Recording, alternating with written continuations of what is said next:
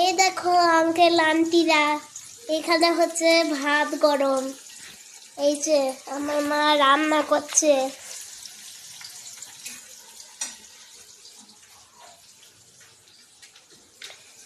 এখানে ডাল জলে বসিয়েছে, এখানে বেগুন,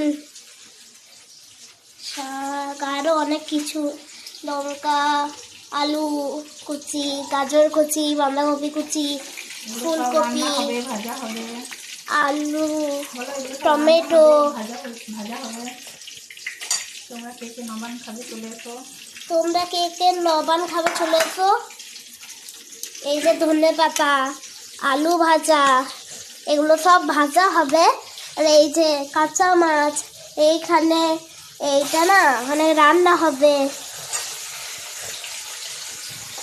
এই যে বেগুন ভাজা।